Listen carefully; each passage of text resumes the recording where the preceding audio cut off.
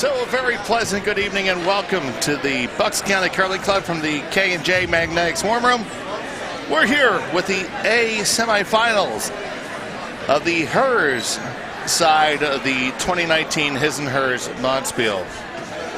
This game's going to feature the Potomac rink of Lauren, and Honorary Laura, who we had the pleasure of calling earlier from Potomac Curling Club, and Team Emily Anderson from the Philadelphia Curling Club. I'm Dave Schmelt. I'm joined here by the man who needs no introduction, the man who speaks for curling in the Commonwealth of Pennsylvania, both here, abroad in Canada, and everywhere in between. The man, the myth, the legend, Wayne Anderson. Hello, Wayne. Hello, Dave. And now, folks out there, you know exactly how much you can believe from this guy that's coming up. You're going to have to discount it about 95%, and then you'll be in the ballpark.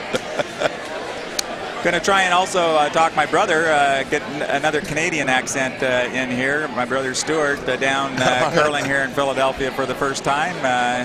I'm going to be overwhelmed with Canucks. That's right. He's been alternating in and out on the men's side, Team Anderson, which Dave will be talking about coming up as one of the other teams out here on the ice tonight. So it is Team Emily Anderson winning the toss. They will be throwing the red stones. They will have the hammer. Last stone advantage here in the first end. They are skipped by Emily Anderson, who Wayne has absolutely no rooting interest in at all. You will not be able to tell I have a bias in this at all from the commentary, I'm sure. The vice is D. Run. Second, Kristen Beck. And the lead is the president of the Philadelphia Curling Club, Tracy Schickel. Now from Potomac, we got a lot of Lauras and a Courtney. The lead is Lauren Luthi. Second, Laura Yee. Third, Laura Hewer. And skipped by Courtney Shaw. And we'll be giving you updates on all the other sheets as we go. Yep. I like how this Emily putting up the corner guard there. The first rock for the Potomac one slipped to the back eight, so she ignored it and went for the corner guard. Now she's saying, do we move that rock that's now biting the four or come around the corner? And I think she's opted to move the rock that's in the forefoot now. Absolutely. We're looking all at the semifinals. The men's semifinals are on A and C. The ladies on B and D. This is our featured draw of the evening. We're looking real forward to bringing this action. On sheet A, we have a Philadelphia Curling Club blood feud with Team Dutt. Last rock's being thrown by Daniel Dutt versus Scott Dunham's Scott ring. Dunham, absolutely, from Philly. I have my note sheet here marked up 12 different ways by now. And on sheet C, we have the other semifinal. We have the Anderson rink, which Wayne is not cheering for at all. No, and I can do the introductions on that, the team. Why don't you take it down? Yeah, we've got Craig Anderson. That's my brother Stuart, who's going to join us sometime during the broadcast here, throwing last rocks and skipping this game. And then at third, the other young man on the team, my nephew Travis as well. Well, actually, I got that wrong. Travis is Stuart's son, and Craig is Don, who's playing second out there. He's my other brother. So two brothers, two nephews out there normally. But tonight I have my future son-in-law, Charles, playing second, actually. So I got the total lineup all screwed up there. We got actually Craig at third, Travis at second, Charles at we got to watch out. That ginger ale's a little bit too heavy for you. It's a little strong. Travis at third, Charles at second, and my other brother Don playing lead. So that was a long way to get 4 players out. And their opponents will be the Plainfield team skipped by John DeYoung. His vice is Mark Moody, his second Don Arsenault in his lead. Philadelphia import Ken Sieverd. And over on sheet D we have the other first event semifinal. We have Christine Alessi from the Potomac Curling Club. Her vice is Sarah Nystrom. Her second is Erin Jennings. Her lead is Heidi Groves. And they're playing against the hometown team from Bucks County Curling Club with Christy Kirchner, defending champion. Vice Christy Weiss, second Julie Pring, and lead Pat O'Donnell. So that fills you in on where we are, and we are going to welcome our third man into the booth, Stu Anderson. Greetings, Stu. Thank you. I guess it was good that I sat down finally. I might have contributed partly to 5 extra minutes on the clock for everybody. It started late. Well, if you were here a little earlier, you could have done an introduction of who the team was. There could be any question whether I actually know which relatives are out there on the sheet. Well, and we have one relative who took a bit of a seat on his backside there on sheet C. Oh. Well, that was my boy. Aren't you proud? Yeah. It looked like he was trying to get a better line on it. Yeah.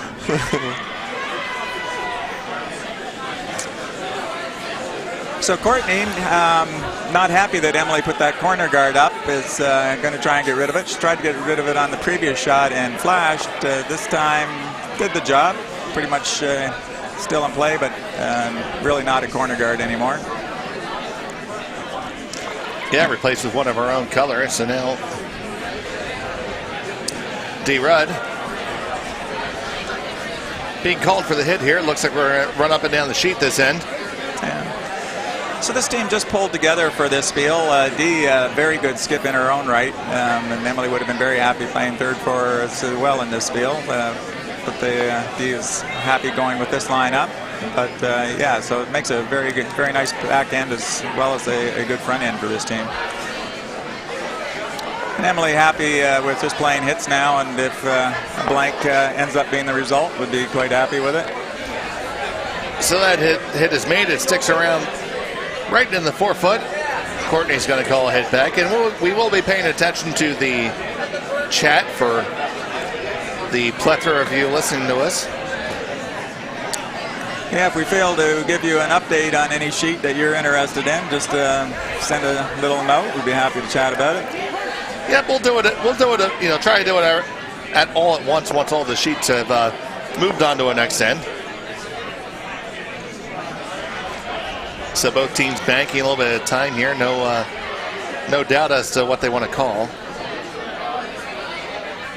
And of course, Stu gave them all 5 minutes, so it's okay. Right.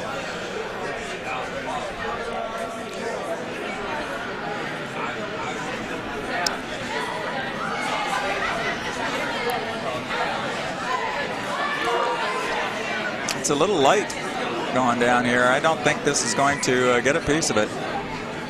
It is going to over curl indeed. So, strategy choice now for Courtney. Going to be in the top 12 and calling the appropriate ice. This side of the sheet has been running just a touch straighter. Still a good amount of curl. The speed has held up all day. Yeah, I think, Stuart, you've been out on the ice for a couple of games. How have you been finding it out there? Yeah, it's held up all 8 ends.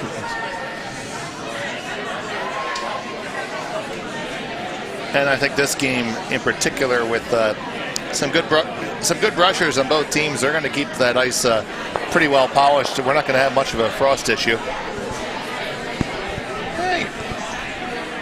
Yeah, you were fine, Stu. I heard you fine. All right. I got the levels here. I can wash it all up.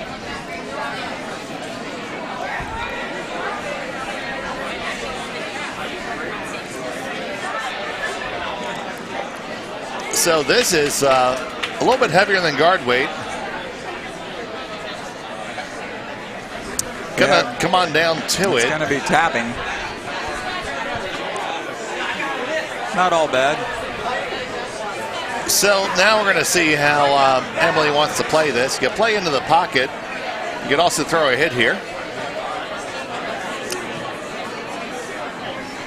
Yeah, I don't mind a hit. I mean, you get a little bit on the outside nose, and you roll out, and everything goes. Be sort of nice.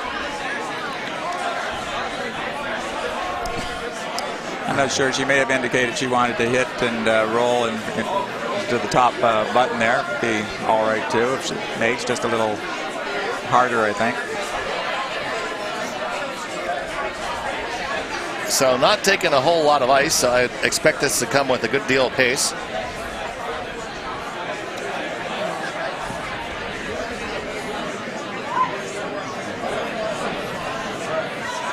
Stones away. On a hard line, it's looking pretty good. Stay on a hard, you get the double. Might just get the one, and that's all you're going to get. So I like that. She was playing, as you can tell by the sweeping, to try and hit the outside and clear everything out. Just, but leaves a rock in play that Courtney's going to have to hit and stay in the ring zone.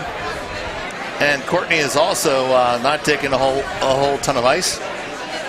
I think they've both been on this sheet already, so I believe Emily's been the sheet. No, I think I know Courtney has for sure. Yeah.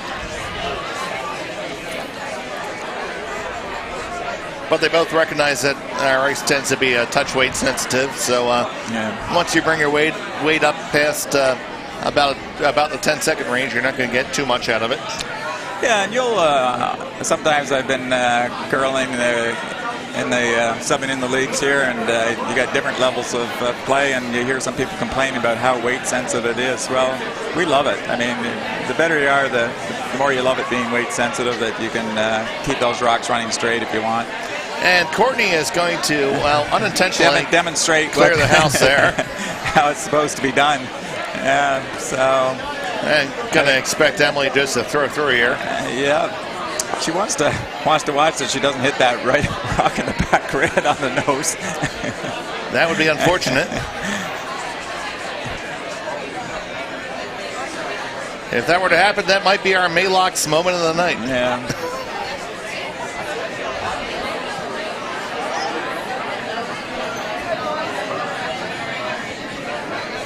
But no mistake of this, we're going to have a blank end.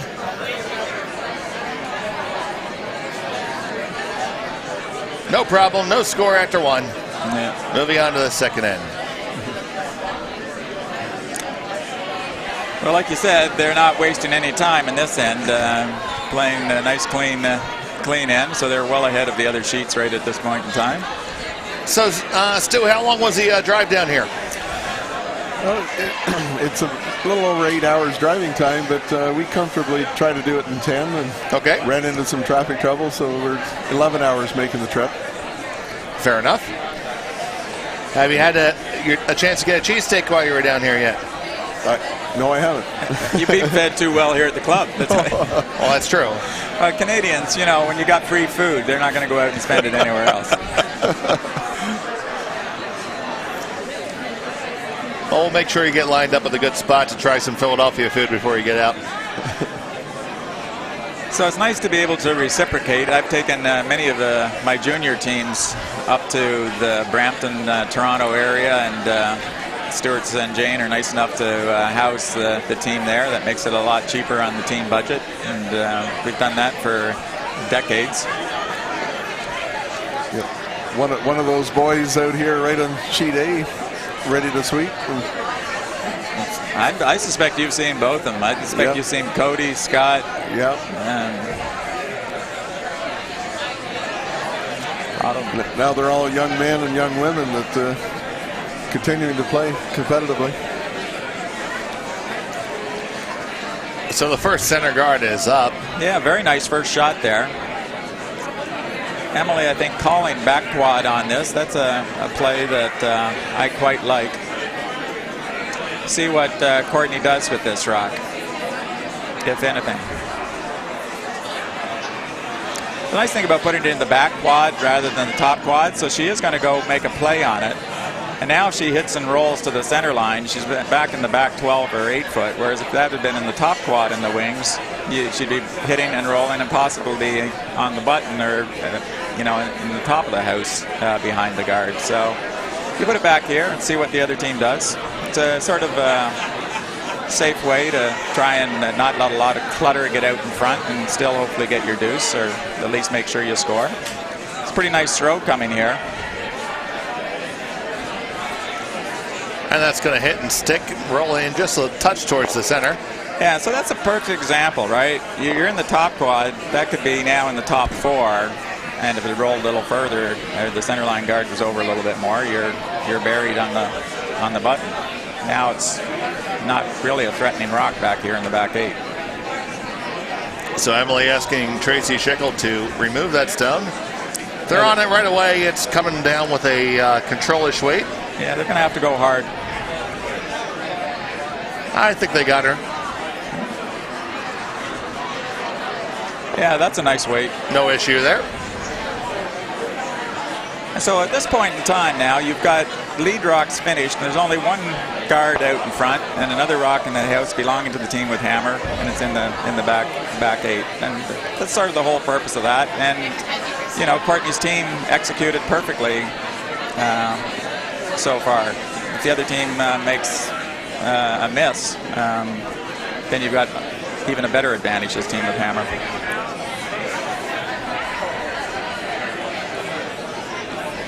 So trading hits again here.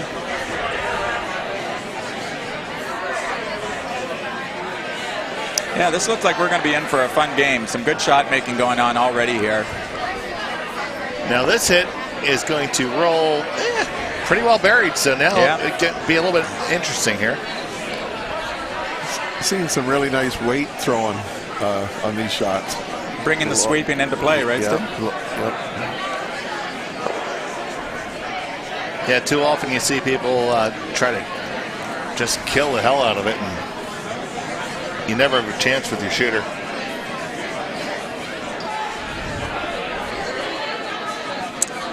Sweeper's not too interested in putting the broom down on this one.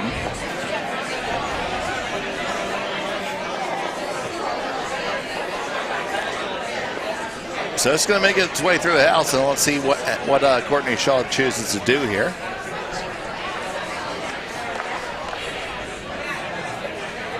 Electing to draw underneath the guard.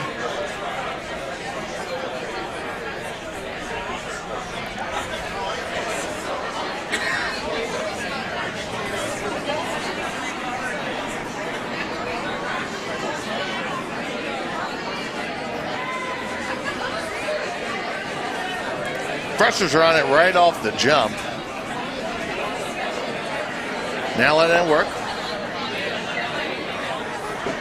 Waiting for the stone to accept the curl. Now it does.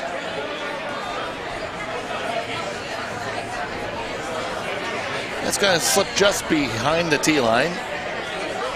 Not a bad stone.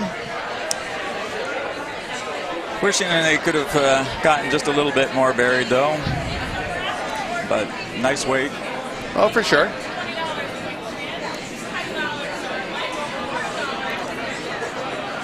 So now Emily calling for a hack weight takeout here, trying to possibly flop underneath that guard a little bit.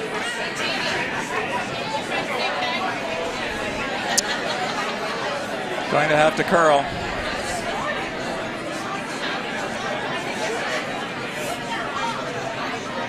Gonna get a piece, but certainly gonna jam.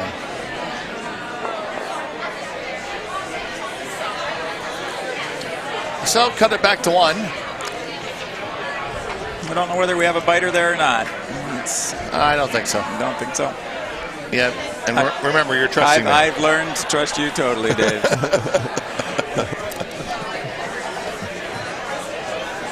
Maybe a little wishful thinking on that part. Yeah, I know, you're all Andersoned up.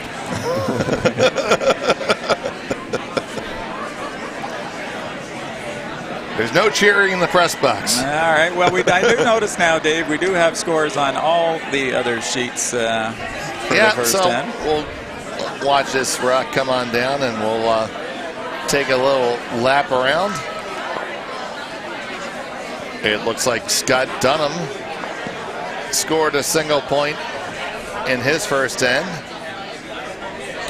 And it was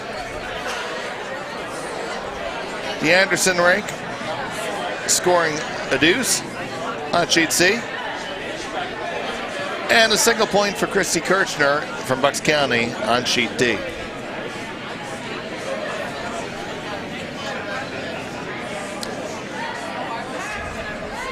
Back here to our feature drill, we got D. Rudd trying to throw a hit on this stone and find a piece of cover. This one is curling hard.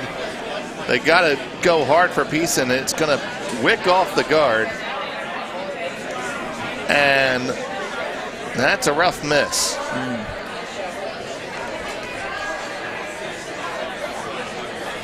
Courtney calling for a 2-3. Okay, she took more ice. I was going to say I wanted more. And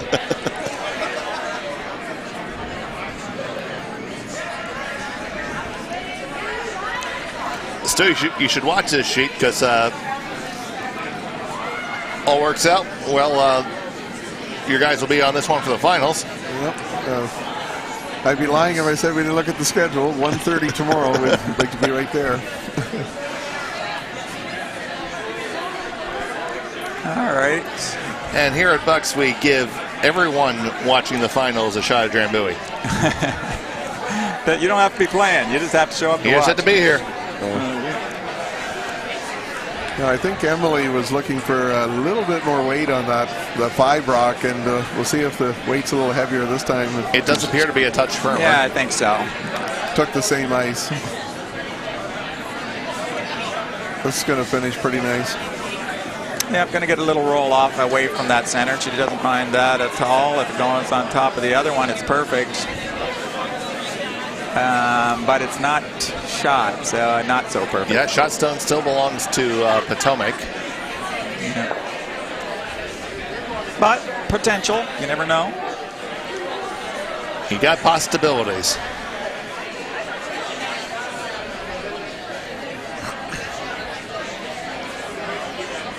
Well, the Dunham and Dutt rinks are going full offense here. Both teams quite happy to be drawing around tight center guards. And there's 4 rocks getting close to the 4-foot right on the center line. So, be interesting how that one turns out.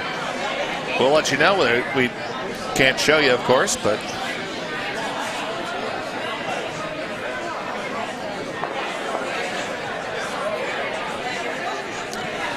Matt Pring going to the heckle bench talking to Michael Dunham.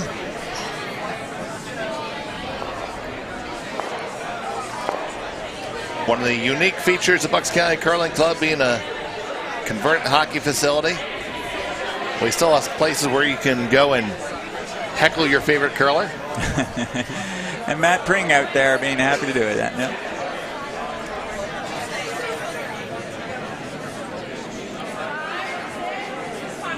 5'6" is what they say.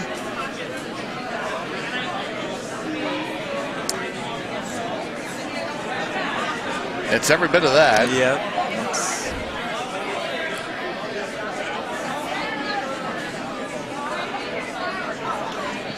5, 6, 7, now 8, now creeping into 9. Just a little heavier than Courtney would have liked there. So what's the best course of action here?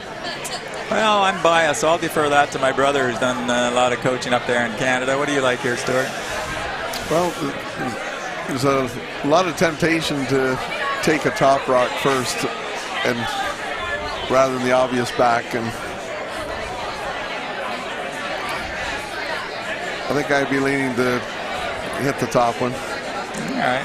It appears the shot selection is to draw down undercover and or to the backstone. And I'm okay with that too.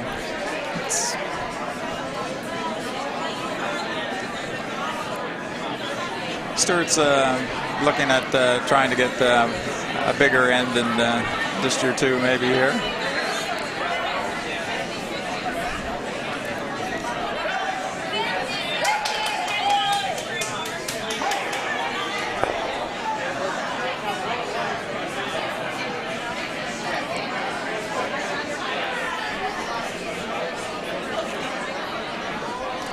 Nice to get a chance to throw a draw weight here too. See how it goes. The weight seems pretty close. Line looks pretty good too. Working its way on down, and it is going to settle to be shot stone. Curled a little more than she wanted. Shot stone over, curled a touch, but not really too visible. No, and she'll have the opportunity, if Courtney Needham makes this shot, to throw the very same shot on her next one. Take a single? Yeah, unfortunately just take a single, but acceptable outcome if that's what it turns out to be. That's been the theme of the Bonspiel. What is the acceptable outcome?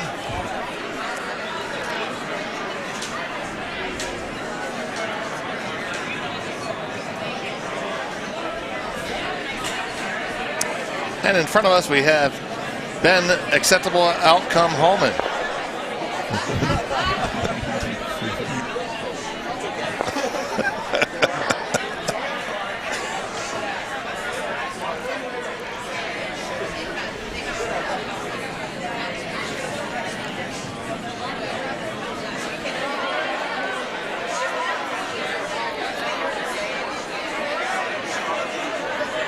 This stone appears to not be light. Starting to track well over now. It's moving pretty quickly now. It's going to be a nice shot. She's accomplishing her job here. She's forcing one here at best for Emily there now. Yep. So the force is on here in the second end rather. And talking again about goals for the end, that is Courtney has accomplished what she wanted. The worst case for her is the goal of forcing Emily to take one, and Emily doesn't make the shot. She gets a bonus of stealing one, so she's definitely in a good spot right now.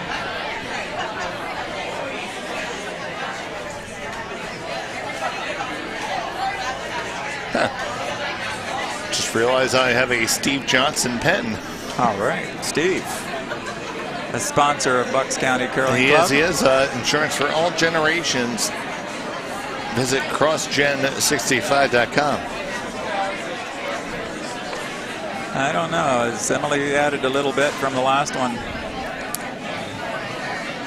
Trying to move pretty hard there now. Here it comes. I think we're fine. That late finish comes in handy. All right. Score 1 for Emily Anderson and the Philadelphia Curling Club. After 2 ends, we have a score of 1-0. All right, so that's sort of works out well. Having blanked the first end and playing an end where she sort of played it to make sure she did score something in the second, ends up having a lead after the even ends are done of the first 2. So not a bad outcome. The call is for the center guard from Tracy Schickel.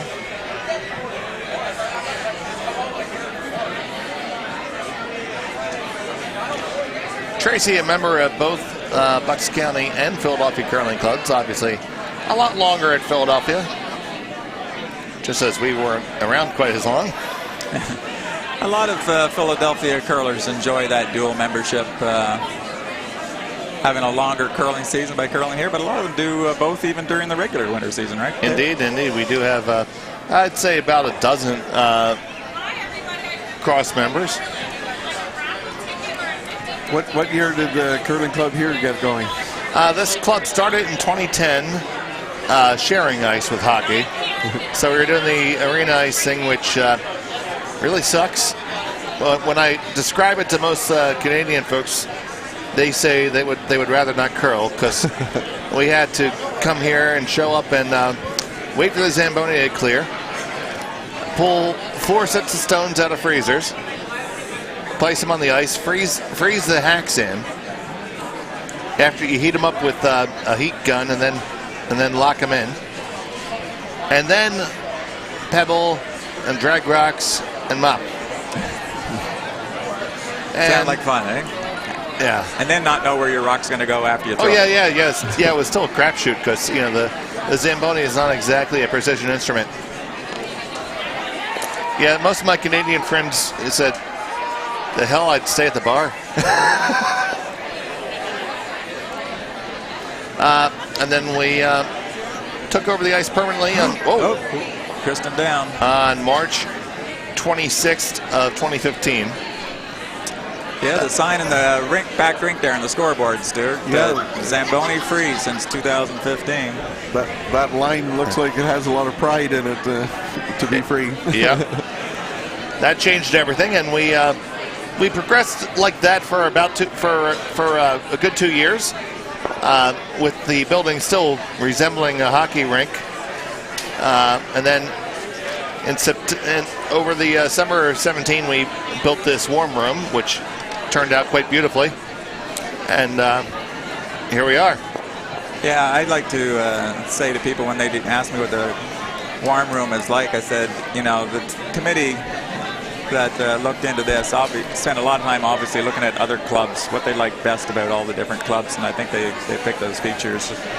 Had an ice maker in here from out west looking at it, and you're just amazed at the plate glass windows here, the size of these things, that got such a huge view. I mean, it's pretty simple, but I mean that went into researched in terms of, hey, how can we get this nice view of we went through 14 different glass contractors before we found one that would put in the BFG for us. That acronym should speak for itself. I had the privilege to attend the Ontario provincial final, men's final, and where the three of us are sitting right now, height-wise and leaning on the table and enjoying this game so clearly, I feel like I'm in platinum seats. Yeah, I mean, it is nice. I mean, you have a bonspiel like this, and when we get to the championship game and you got extra people watching, we've got 3 rows here where you put your drinks or your food down in front of you, unobstructed view over each one, and then people could stand behind us and have 4 rows of unobstructed view of it. So it's just beautiful, and it goes from right across all 4 sheets. It's great. Plus, like you say, the cheering box is out along the sidelines for overflow. Everybody being able to come around that center guard pretty nicely here. Finally have a rock in front of the tee line. About 3/4 buried.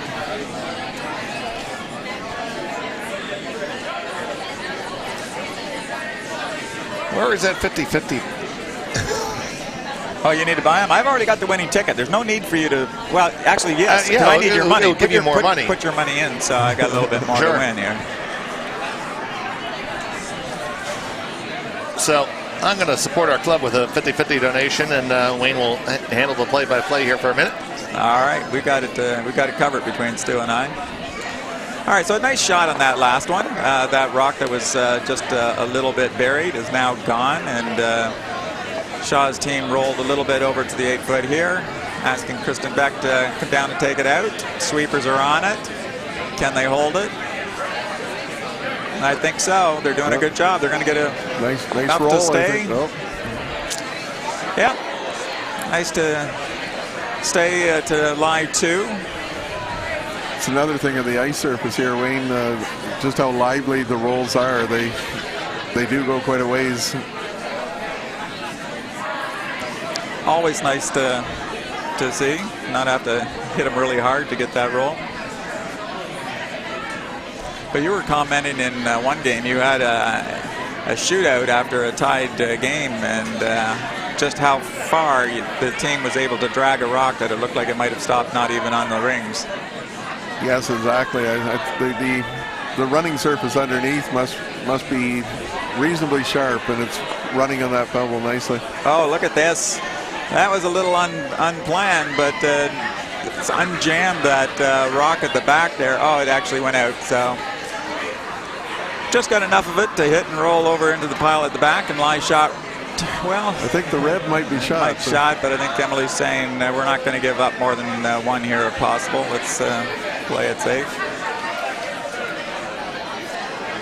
I don't know. Do you like hitting and staying here, Stu, or what's? Well, it certainly makes it interesting because I don't think they want the other team does not want the center guard too much longer, and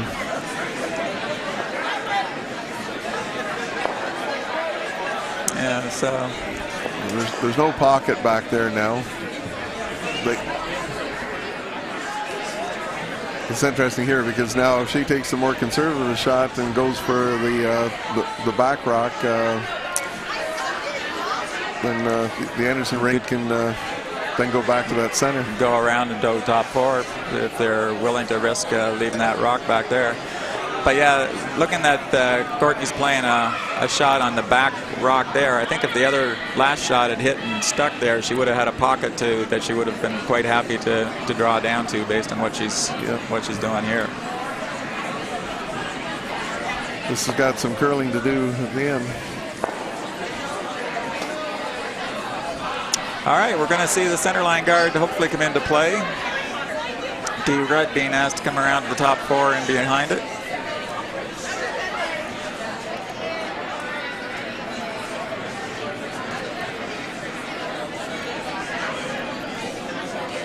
There's so much finish on these draws on the ice that a guard at the length it is, just getting up, touching the top four would be plenty.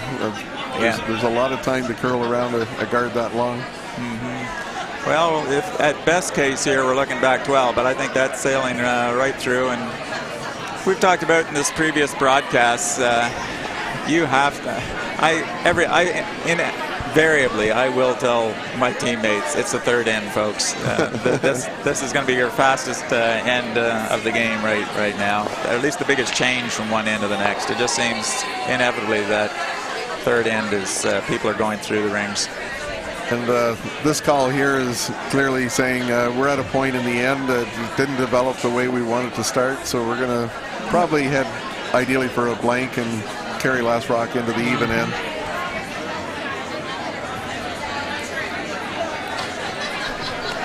Well, that center line guard is still going to be there. Just came out a little wide on that one.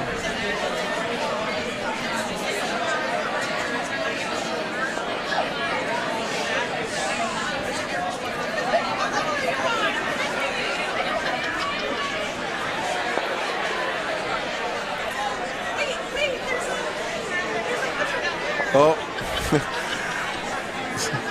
Brother Don out there in sheet C, I think he's, I don't know, he's showing some money. I don't know if he's trying to make something happen over there.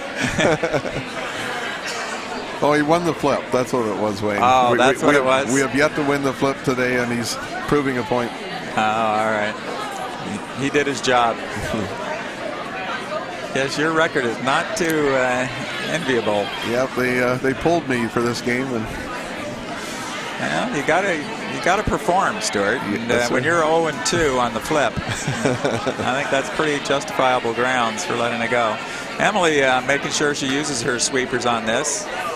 Just a little short, and Courtney saying, I don't think I can get rid of both guards here, so let's see if we can get a skip deuce by coming around.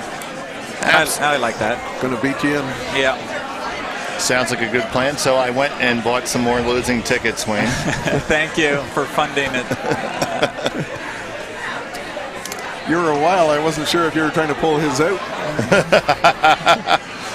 Well, we had a very interesting thing at the Kentucky Derby Spiel here, where they have a horse race every time. Yeah, we do a block pool that pays off based off the exacta for the Derby.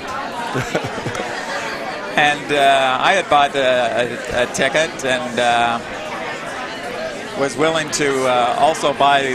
Someone noticed that there was one more block available. I said, well, I'll buy that too. But said, well, does anyone else? I knew a friend of ours, Dan Cooper, had intended to buy a ticket, but we thought they were all sold. And so we. I said, well, Dan Cooper will buy that ticket. Dan wasn't around, so I go to his wife, Kim. Kim comes up, buys the ticket. And then, Dave, what happened in the horse race there? Because there was a lot of confusion. Yeah, over well, who won yeah, this there thing. was a objection, and the stewards eventually made a choice to take down the horse that finished first and moved him to 17th. So it took a long time. I've been involved in horse racing for years upon years. I've bet horses, owned horses, bred horses. That was the longest I've ever seen an inquiry or an objection take. And this story may take a while, and we should have given Courtney big kudos on that draw around. It just slid behind the tee line, but very nicely shot. Yep, It's going to take a good one for Emily here. Absolutely. So Emily's going to try to work her way on in there. It's starting to turn right now. It's going to get past the top guard. Definitely past the guard. I'd be sweeping this. I think they had they needed to get on that earlier. You might go right by it. Yeah, here going to on go the other right side. on by it, and that is just let it go just a little too much. And I'm not giving you a call on that one. I'm not sure. Well, I don't like what I'm feeling, letting my personal bias go through here. But anyway, while they're all standing around there trying to figure it out, we don't know which one shot. What happened there in the race there, Dave? Well, they end up taking down the one horse and putting up the other one, and then we pay both sides the exacta, and it turns out the Dan Cooper block hit. So that was we're talking big money here in this. That was like $700 that you missed out on there, Wayne. I know, but I felt really good. Off of a $5 hit. I had said I needed a commission on that, and the Coopers came through, gave a commission to all the other team members with their winnings, and all right, it was good. All right, well, so if they feel like they're already counting one here, this isn't as easy a shot as you think. It's a real team shot, because you really have to play this as a draw to the button. Yeah, you cannot afford to rub the side of that blue rock 1 inch.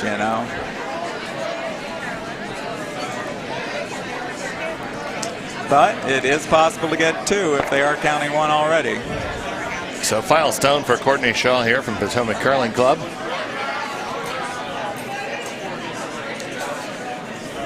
Sweepers not thinking it, but they're close. They are paying very close attention to this. So the rock, yes, now they're getting and they're ready to go. They're on it now. The line looks pretty good. It's all about the weight at the moment. They're crashing in hard line-wise. Can they drag it all the way there? You have to get all the way there. They may even move the red one. They got right to the lid. Nice shot. So it's 1 for sure. Find out for sure. how I think we're going to see the measuring stick come out on this one.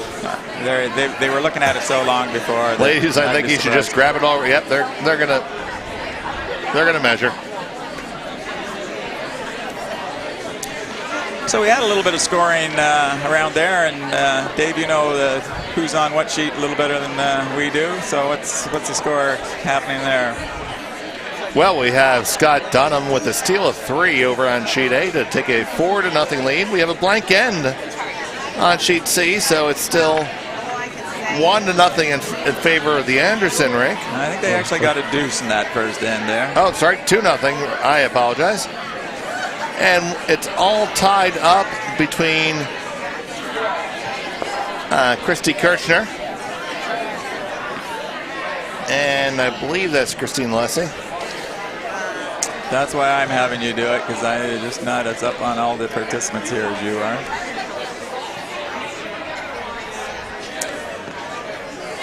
So they're busily getting the measuring stick out there.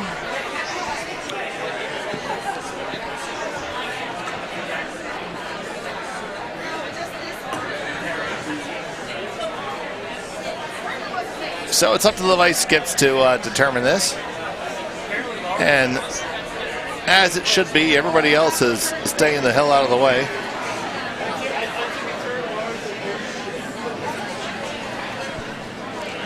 Having a common issue of being a little too cutesy about how much you touch it. I always say just get a good rub on it, and let's go see what the other one is first before we have to readjust. Okay, they got a read in the blue. And coming around to the red, and they are going to indicate it is blue. It's a score of 2. All right, close game. A 1-point lead after 3 for Courtney Shaw and company. Won it by that much. Right, Brian Beck was correct. He said it was 2 blue all day. I think he's in the building. I haven't seen Brian here. I saw him earlier. Is that right? Well, hello, Brian. A member of Emily's Open League team at Philadelphia Curling Club.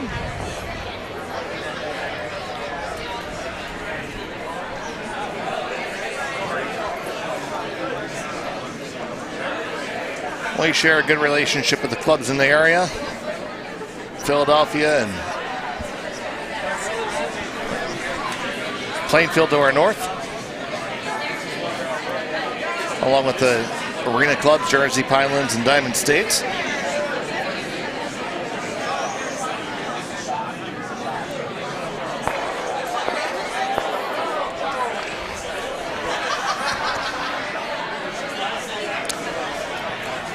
Emily opting to go for a corner guard. So both teams on the offense here in the fourth end. Yeah, you want to, scoring in the fourth end's a good idea.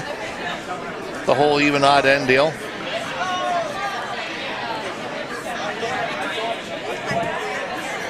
Tracy with a little wobble coming out, but managed to hold it together.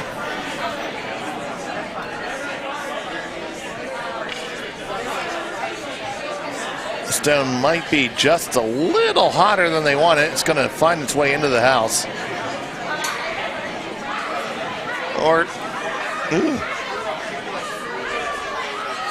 they're confirming, they're saying yes, it is in. And Courtney says, since it's in, let's get it out.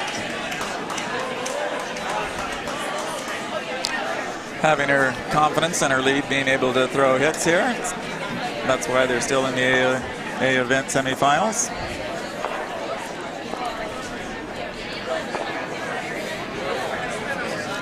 So Lauren has a shot away. And if it's going to be swept, it will be swept by Alara.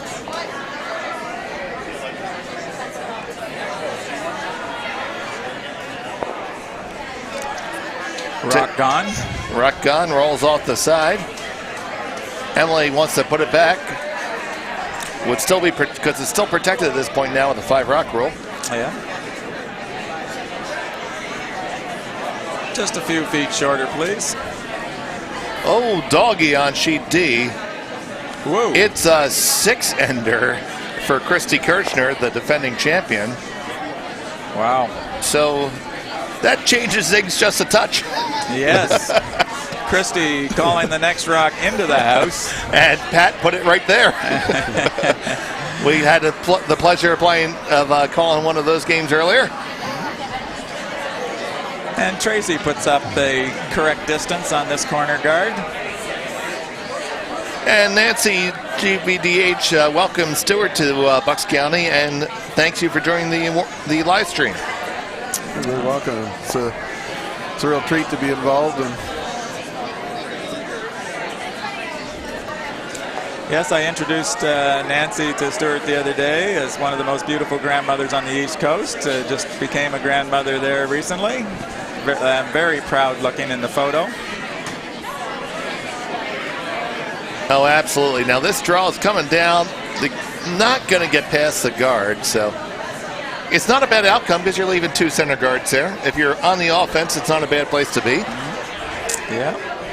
Now, two ways Emily could go here. It looks like she's electing to a guard, or she's coming around her corner.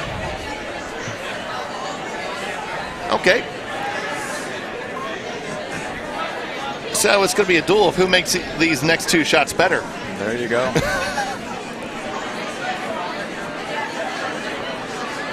Well, if Courtney's team does elect to go around those staggered guards, I think Emily will be making a play on them, making them both disappear on the next shot.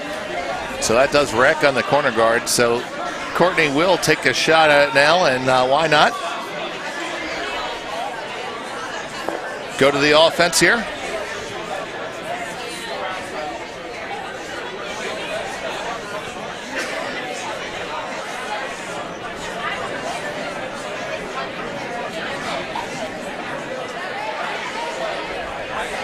Laura Yee has the shot away. Laura and Lauren are sweeping. Really easy to call this. Yeah, the line is very nice. Line's really good. They just got dragging for the weight. They're going to make it onto the house. It's just a question of how deep they can get it.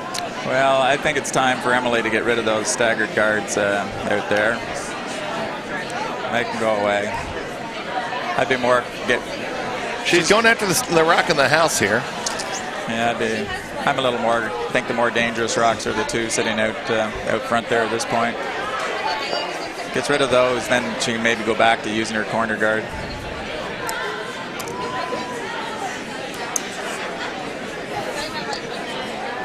But I like the fact that there was some sweeping there momentarily, and maybe you didn't need it.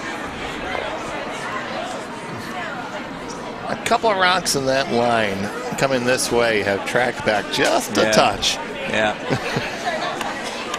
Not a whole lot. Not to where I want to say it. It's really fallen, but yeah, it's definitely just tracking. we have seen people call sweeping and then whoa.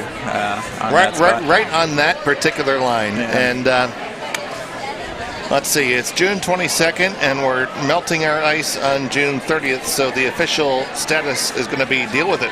Yeah, figure it out.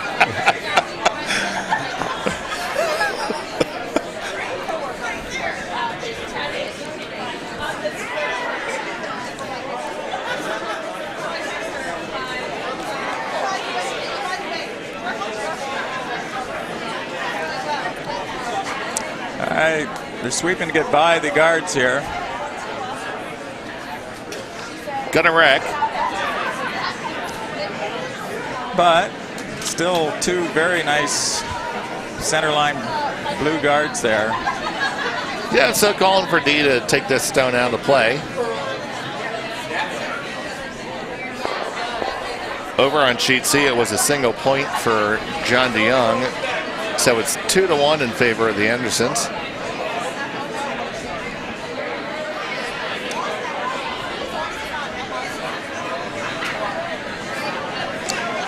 Really need this rock to stay to stop Courtney from having a draw around.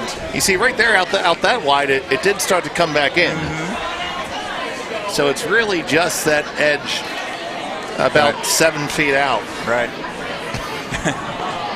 One little tricky spot on that sheet. So if you're going to play on B, yep. Be not advised. Too many more games. We got one. Well, we got one more draw after this one tonight, Dick. Stuart making notes, hoping to be here tomorrow. Well, you're getting a good look at it, and well, that previous shot, as Wayne said, is very important to stay around to keep the focus away from those two dangerous rocks in the middle. And now Emily's looking at him. Do I hit him out or draw around? Hard to get rid of both of them and stuff. So just going around. You could take him out, but I like playing around here. Yep.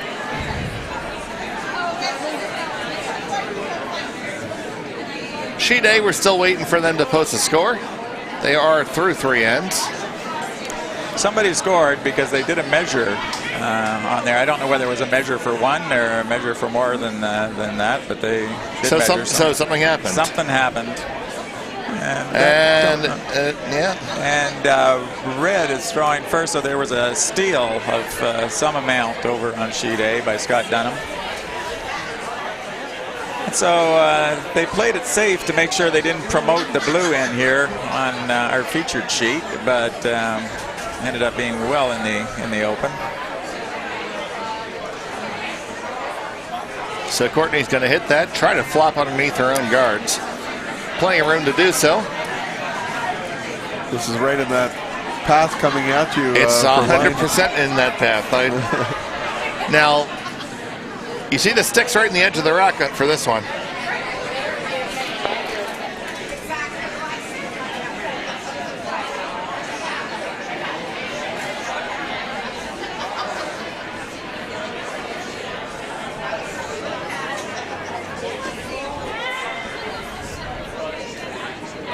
Well, I don't think she was tight of the stick. No, not at all. That's going to sail right on by. Yeah, just to set that out a little bit on the release.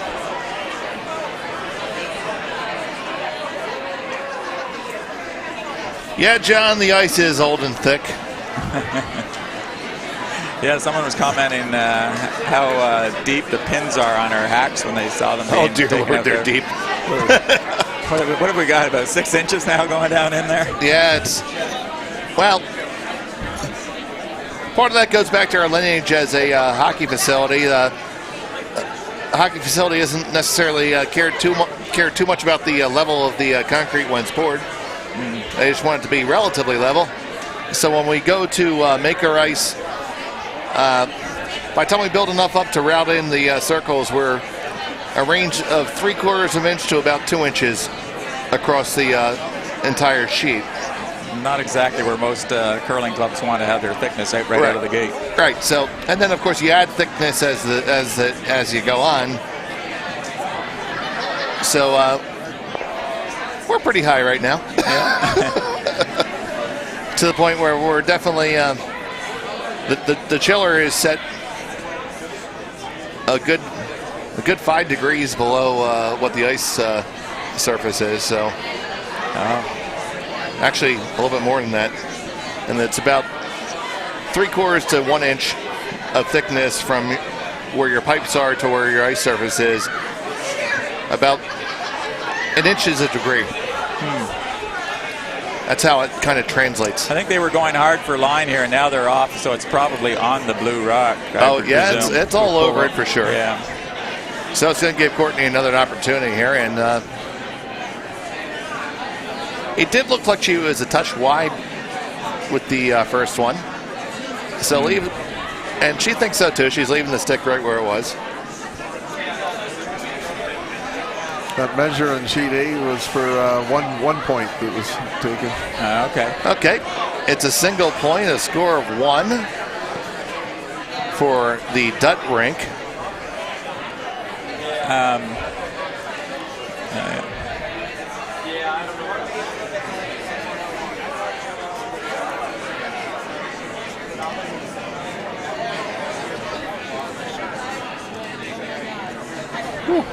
Cody Clauser coming with some heat for appeal.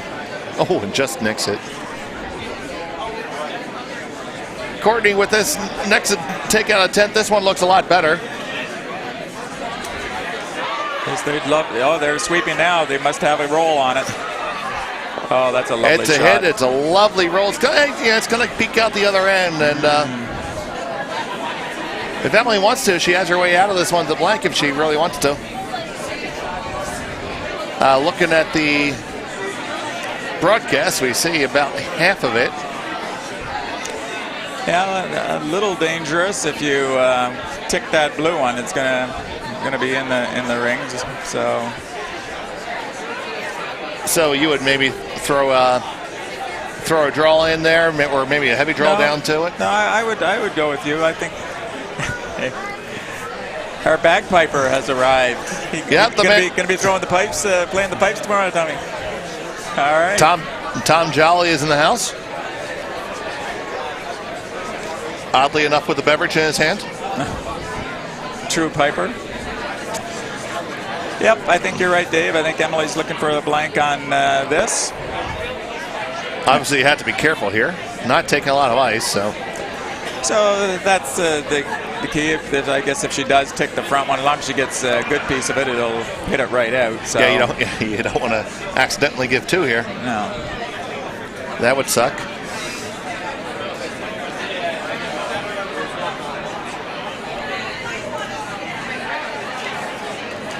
So final stone away in the 4th end. It has to curl. Emily Anderson, this line is curling up.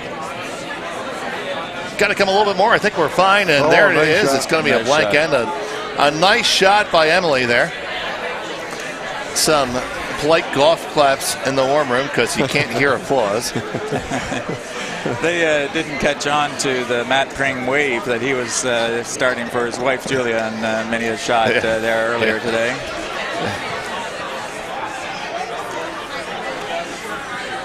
So after 4 ends, we have a defensive struggle, and it's 2-1. Some good shot making going on here today. Oh, you betcha. 2-1 in favor of Potomac and Courtney Shaw.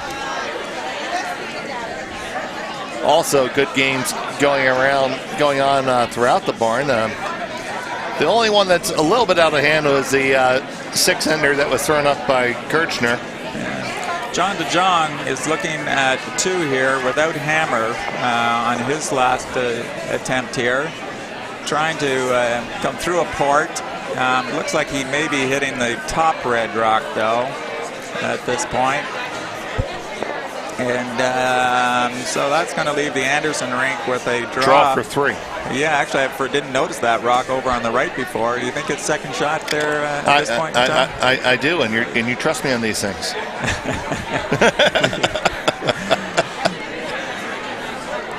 They've looked at it a couple of times. I don't know if they're quite as confident as you, but it really doesn't matter. They don't need to spend much time because I don't think there's you got to throw a draw either way, right? Yeah. Well, yeah. I mean, you could try to chisel it out, but that seems like trying to get 3 by. Yeah, not. As a fellow member of that team, I'd like them just to draw. And there we go. He's. Craig settling into that now. And Stewart making sure that his hands are totally still and not sending any indications to the team on what he would like. I find it interesting. I see a number of clipboards going up and down the windows here with some fun advice being. Yeah, it's always fun advice. It's never actually game related advice. It's usually bring me a beer. Gesundheit. Okay, that's enough. Yeah. Okay, I'm back.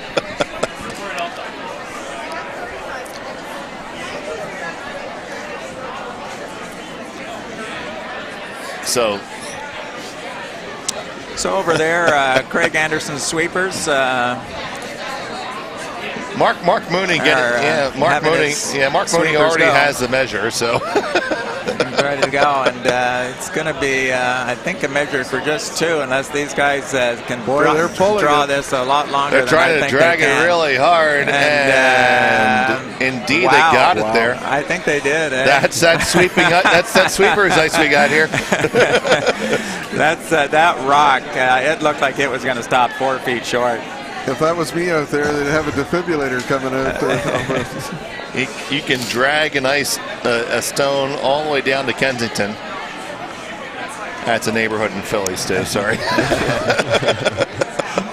Yeah, frequent haunt of Dave's, I understand. Boy, I've seen a lot of nice come-arounds up here with the intern, and they just keep going, and you get by the guard, and you're sticking out the other side. Yeah, out the other side. And we have new stones coming for next season. Oh, there's a treat. And I understand the club is being, in the true spirit of curling, being generous with their current rocks that Stu was commenting on how nice they are. I don't know where they're going. Okay.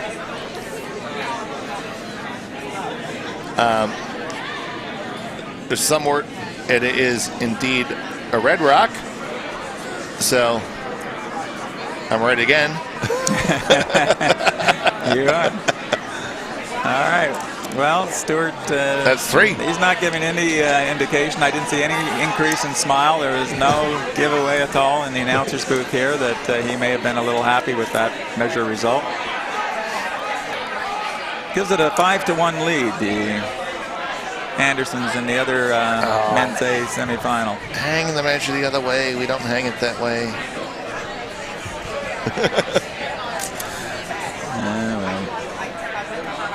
Yeah, when you were out getting your supporting ticket there a while ago, I was mentioning just how lively the rocks are. Yeah. And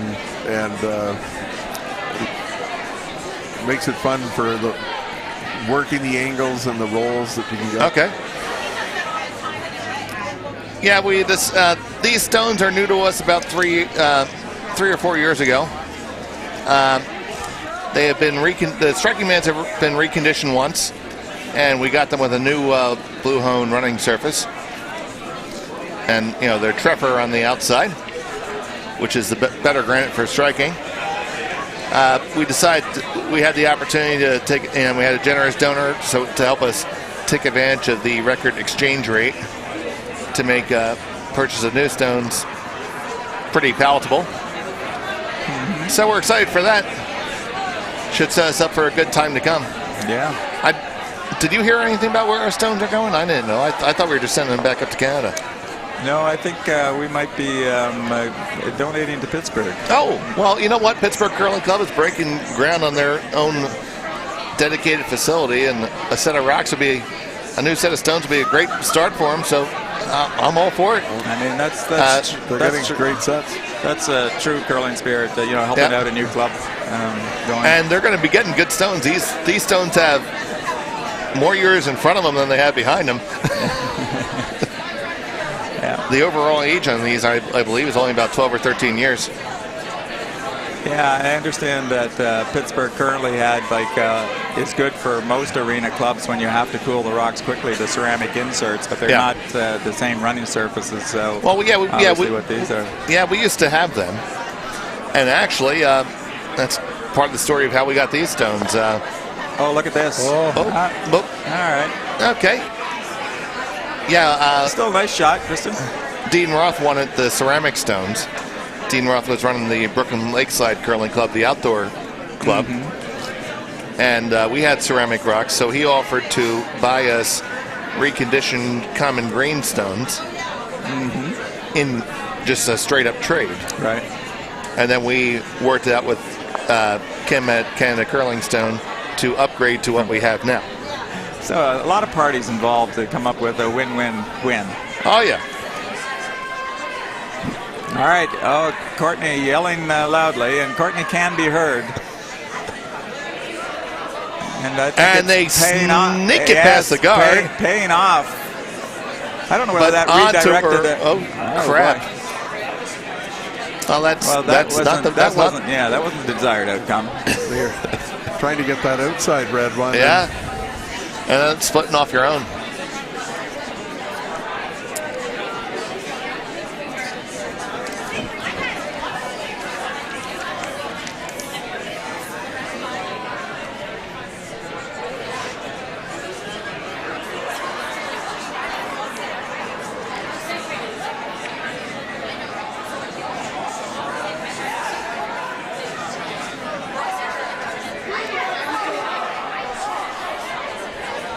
In case you didn't know.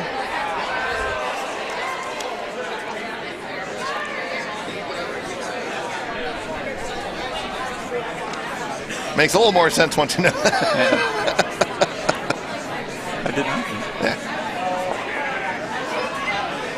Oh, so just sliding, but it's still in the rings, so not easy to get that blue out. That's out counting those two biters, but.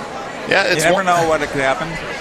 Yeah, it's one red stone right now, so it's Laura Hewer throwing her second stone. And Courtney shifting instead of hitting the rock that she called last time, now going for just straight draw around everything.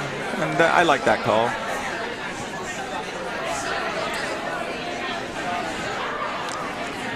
Ooh. And a pretty nice throw out of the hand here. If the weight's good, the line looked really nice.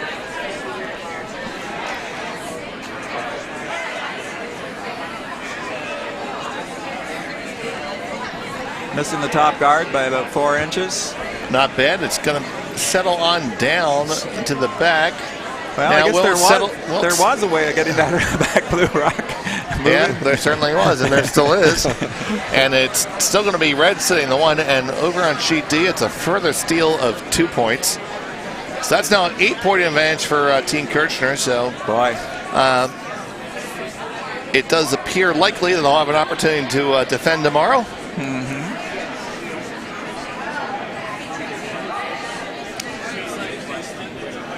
On sheet A, we have a score of 3 for Scott Dunham. That's just a powerful rink. I mean, the Dutt rink is a very good rink. I mean, any team that gets here to the A semifinals is a good rink. But the Dutt rink's very talented, but the Dunham, that's a men's competitive team. You know, they've got Scott's dad, Mike, a very experienced curler, but the rest of them all in the men's competitive circuit, and just a tough team. So Courtney is here looking, playing against, I'm going to say one here. I'm going to say she's second shot. Yeah, just can't quite find the range on those draws coming around the center line guards. Yeah, we've had line, we've had weight. We haven't had both at the same time. Sort of needed in curling.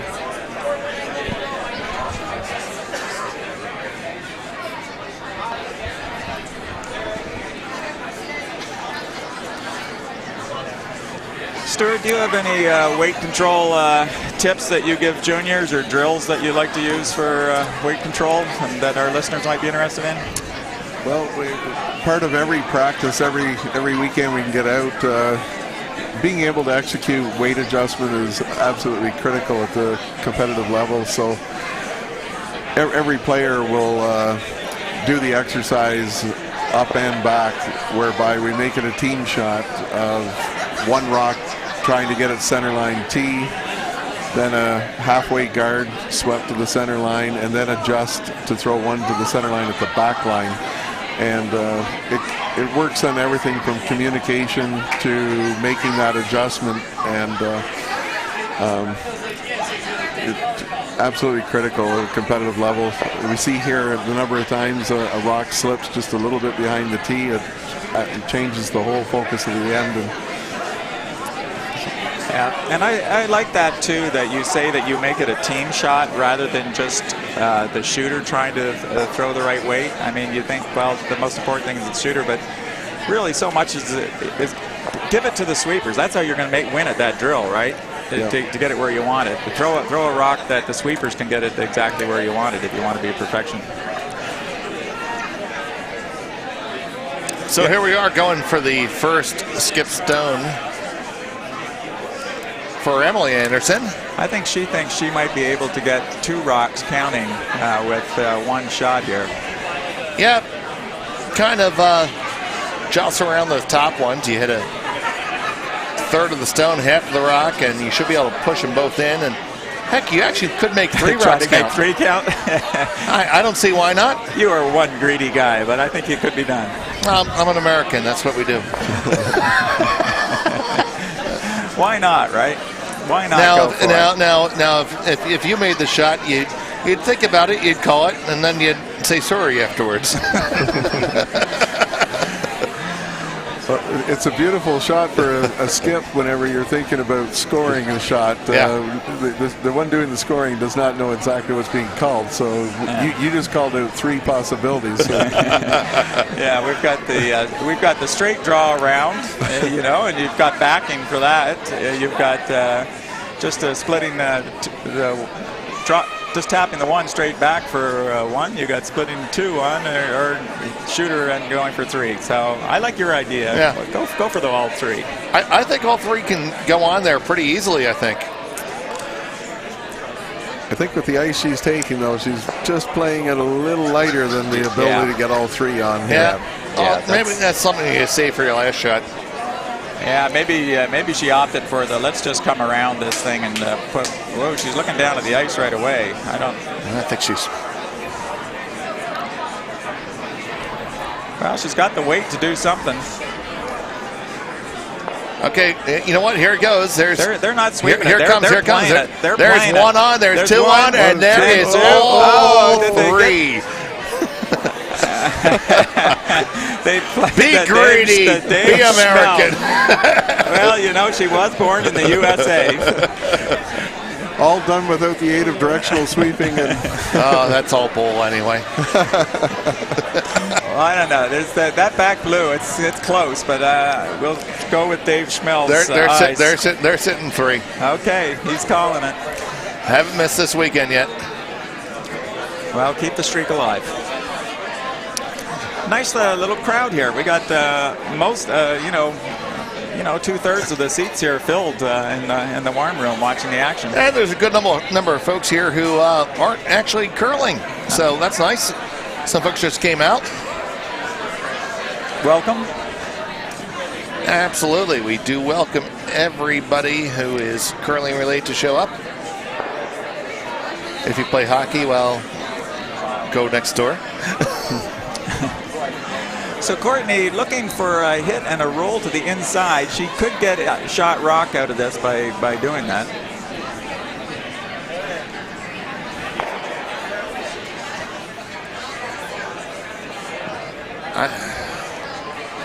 She has to watch she doesn't hit the outside of this rock a little bit, though. I almost like drawing over to the left as we're looking at the broadcast. Underneath all that, and sit one buried underneath all of that. And yeah, there is a little backing to come to as well back if you went that route. Well, we'll see how it goes. But the pro side is to hit the inside of this rock. She does not want to be on the outside. And for that, it's going to have to curl. They're trying to push it over directional sweeping. She's got the inside. Got it, and but it's still going to be Emily Anderson sitting 2. So they're going to take a look at whether it's 2 or not. We'll see whether she feels she needs to split that one any further than already it is. D thinks they have it. All right. So then you'll probably end up seeing the shot that you were calling, just drawing inside out, I think, is the way I would be going at it. But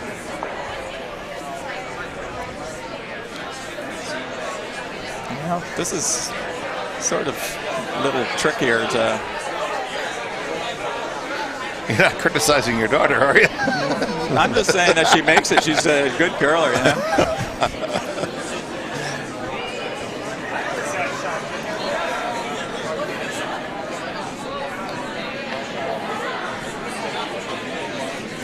It turns out the tip of Steve's pen is a stylus as well. All right. Always thinking, these marketing guys. Makes me want to buy Medicare. Well, the good thing on this, if Emily did happen to be a little heavy, if she threw the same weight as she did last time, it would go to those rocks, blue rocks in the back, and outcount everything. So, yep. Not encouraging her to do that. But well, she's on the top one already for sure. So, yeah, that's going to cut it down to just scoring 2. And there it is. It's 2 for sure. Nice weight, but you could sort of anticipate that might have been the end result coming that way. Yep. So a score of 2 in the 5th then makes it 3-2 in favor of Philadelphia after 5. Anybody's ball game. Courtney Shaw with hammer here in the even end. Absolutely. It's been a great game to watch. Gonna be happy to and fun to see how it works out.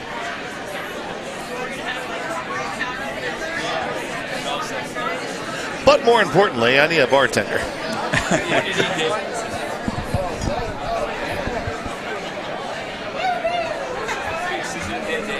It is. I haven't had one. I'll have a cider.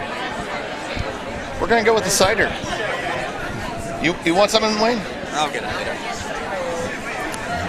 later. We should all have a beverage. I mean, it's just goes without saying. First on Emily Anderson calling for the center guard here. Fully expect both teams to play offense here? Certainly do. I think even if Emily's rock had gone into the rings, I would have expected Courtney to have gone with the corner guard, which she's doing anyway. So, but yeah, Emily isn't interested in making it easy for Courtney to get her 2. Thank you, Mr. Gelman. I appreciate that. Oh, there we go. We're taking orders here. No, I get things. So Stu's going to stick with the pop. Both teams are going to be six end. The even end there is such a valuable spot. It's so critical. Both will be doing aggression here. Yeah.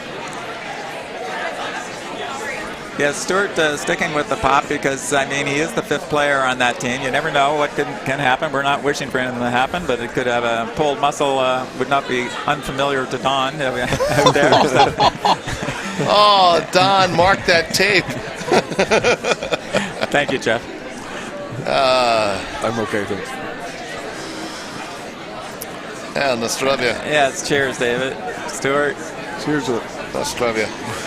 Yes, nothing like keeping Dave happy. It makes for happy broadcasting. All right, Tracy trying to come around the center line guard that she put up. She's gumming around it. She's going to be a little deeper than she wants, but she is fully buried. And we're going to have probably some scoring guaranteed in this end. Crucial 6 end. Both skips would really love to score.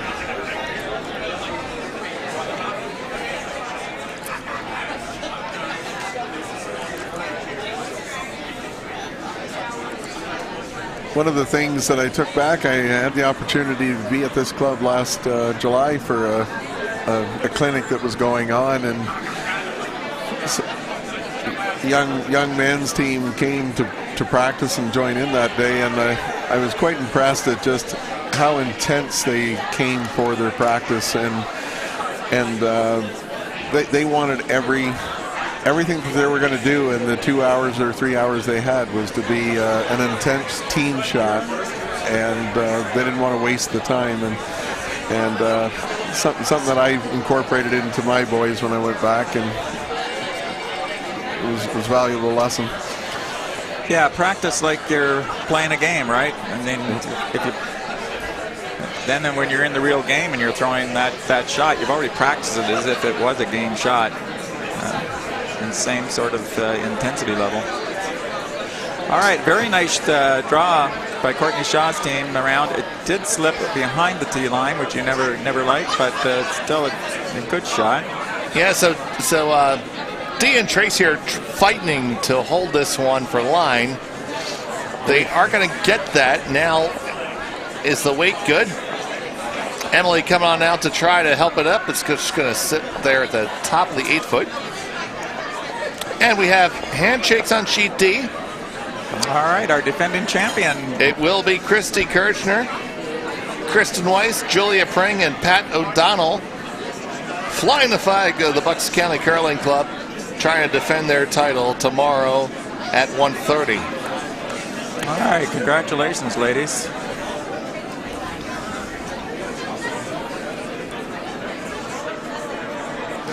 A good run there by Christine Alessi and Sarah Nystrom, Aaron Jennings, and Heidi Groves. They'll be going to the D final.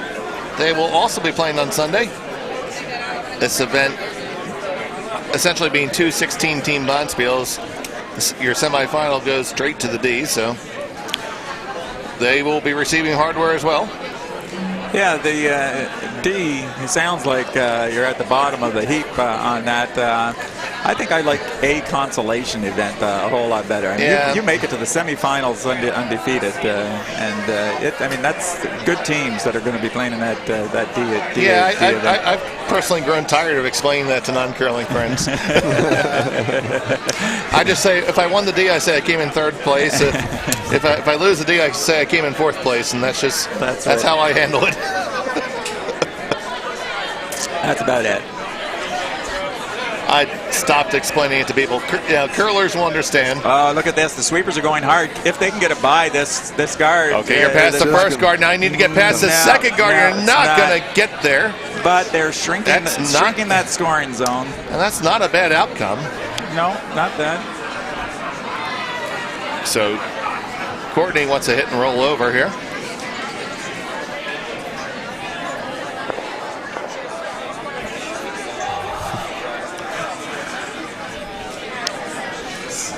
I don't know whether we said that in the 5th end, John DeJong did pick up a point there.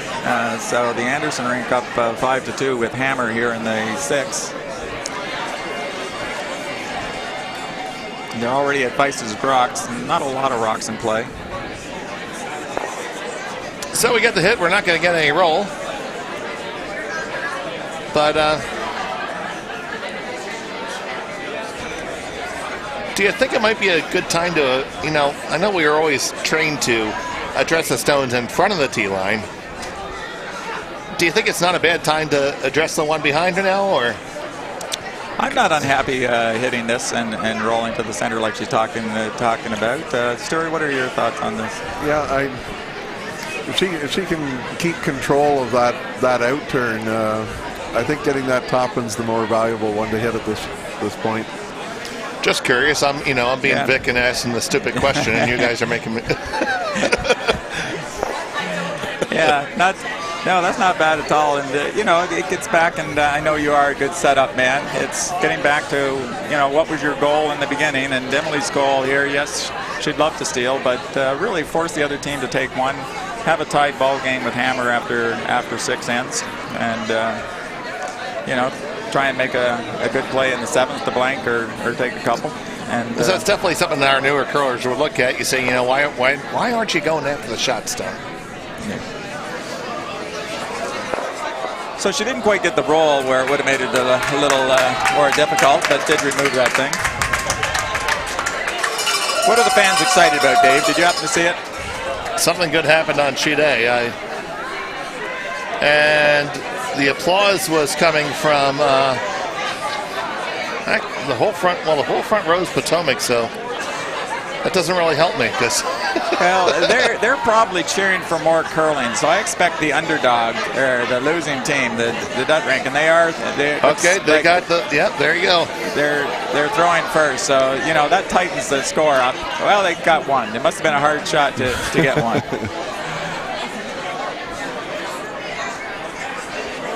So now Emily is going to come after the shot stone.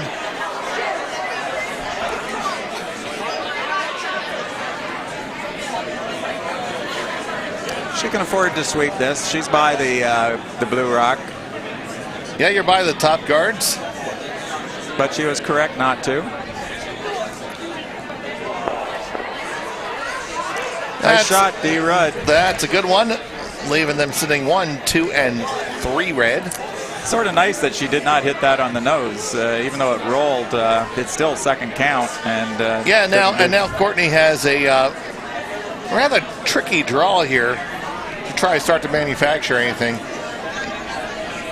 I think at this point in the end, you can't hit your way into a deuce at all here. I don't think so. Nothing's really popping out at me that you'd want to hit up front. So it's going to take some draws here, and here's the first one. Laura Hewer has it. Well, she is hitting something. She's doing a run back of sorts, some sort here.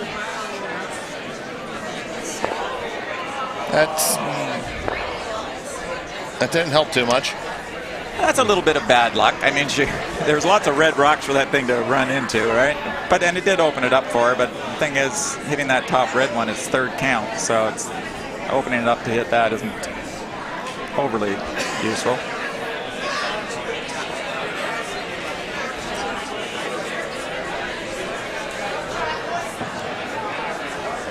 So now Emily's going to try to find a way to really apply maximum pressure here. Looks like just calling a centerline-ish guard. Yeah, I mean, if she continues that Christmas tree that's, you've got the rocks lined up there, as you can see, looking at the screen, and the back 8 foot out to the little bit of the right, the one in the top 12 foot, a little bit half closer. If you put another rock just covering half of that one in the top 12 foot, sort of not a bad spot to be in. It'd be nice if she can keep this fairly tight. There is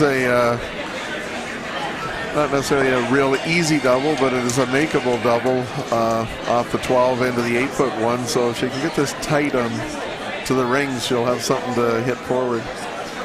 Over on sheet A, we just had Cody Klauser sweep the bejesus of a stone to clear a guard to make a hit, while Alex was visiting the little seconds room. Well, that's about 4 inches further than to the center line than I wanted, but she definitely, I think, was playing to only cover half of that rock. I think so too. It's taking that double away now. Yeah. So now Courtney's going to try to draw underneath cover And going a fair amount wider than we've seen most stones go. Yeah, but we have seen get out there. I think it will come. They have come back for sure there. So the line is certainly there. It's just going to be just a touch trickier with the weight. We can see both this game and Sheet C have been well-swept games just by looking at the sheen of the ice. Look at this run back. Oh, a little bit of bad luck there. Oh, unfortunate. Oh, man. But, but the boys are throwing some shots over there. 15-foot run back, and unfortunately they ran the opponent's rock right into their own rock in the 4-foot, so that was not the plan. So the duck ring still alive over there, counting 2, but it's early yet in the end. Courtney Shaw with her first skip stone. Or is this her last? No, it's her first. First rock, and the weight's pretty nice on this. I think this will come. They got to let it buckle a little bit here. Just a touch heavy, I think. Oh, no. The line was there all day. It was about 4 feet too heavy. It took the sweepers right out of it. Just couldn't do much with it. And that comes to where we, what we spoke to a couple times today. It's making sure your whole team can be involved in the shot. Now this is one where Emily does not want to be heavy. And I mean, Dee's looking at I think a promote there. I think that rock's already. Oh no, it's not counting. It's not counting. But I don't know how worried I am about it counting. I'd be more concerned of them being able to draw around and outcount both rocks that are counting right now. But I mean, I suppose if you promoted it and rolled a few inches to the right, you could get a 2-for-1. Yeah.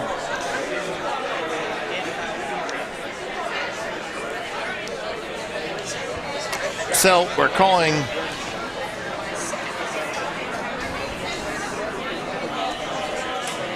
a good deal of ice here for this. Yeah, I'm not quite sure exactly. They may be just playing a draw to the fighting the 8-foot, which will be all right. Ooh. Brian Dunn unfortunately throws a little wreck here, and Scott Dunham has a pretty clear way out of this end now. So Emily Anderson away with her final wreck. Well, the sweeper's not on it yet, cleaning a little bit, but now they're going. The rig's got lots of weight, so they must be going for some kind of promote here. And it is going to catch a edge of that rock, catch just a quarter, kick it under cover, and it will leave them sitting 3, and the draw guarded to boot. So that's pretty darn good. Pretty nice end result, yeah. So that leaves Courtney Shaw with a draw on the other side to try to grab a piece of the 4. It's going to be a tall task. Has some stuff to navigate around, plus we're going to be out in the weeds a touch. Yeah, a little bit. It has been a while since we've seen a rock come down this path. So, well, now front end's talking to her about looking at something on the other side. And this is good. Stuart, this is something you like, the skip. If they're going to change their mind, whoop, come all the way down. But I think they're going back to the original one. So maybe you talk a little bit about that, Stuart, if the skip's changing their mind once they're down there. Yeah, the 2 things will happen. Number one, the skip will maybe ask for that comment, and but as a front end, if you're really, it is a team sport. There is a time and a place, and if they are going to talk about something, it's important that the skip comes back at least part of the way, so that they can reset their cadence and be prepared. And they are going to skate down and take another look at it. I think that's. Now, the way I look at it, Stu, is that the lead needs to throw 2, sweep 6, and shut your yap. The second does the same, but it's kind of like American football. You get one challenge. Yeah. Exactly. And if you throw that flag and you're correct, you were granted an additional challenge later in the game. The poor front end, though, sometimes come off in the roundtable discussions afterwards, and then they say, well, why didn't you say something? And so they usually can't win. But we have it on our team that only one player in the front end is going to be representing a voice. We never want two involved.